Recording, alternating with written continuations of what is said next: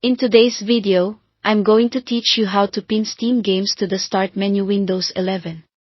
By the end, you'll have your favorite game just a click away on the Start menu, so you can launch it without digging through folders every time. First, open File Explorer. The quickest way is to press the Windows key and E together. In the left panel, click this PC, then open your C drive.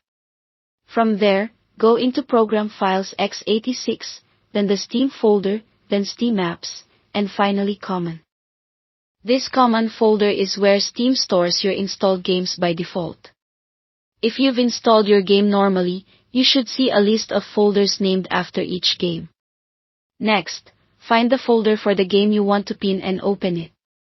Inside, you're looking for the file that actually launches the game, the .exe. It typically has the game's name and shows as application in the type column. If Windows is hiding file extensions, that's okay. Look for the entry that says application and has the game's icon.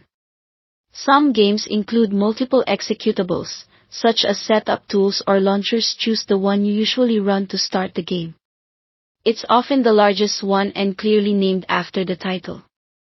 Now, right-click that .exe and select Pin to start. As soon as you click it, Windows creates a start tile for that exact game. This doesn't duplicate the game or move anything, it simply creates a quick shortcut. When you use that tile, Steam will still open as needed in the background, handle updates, and launch the game just like normal. To confirm, press the Windows key to open the Start menu. Look under your pinned apps, and you should see the game's icon there.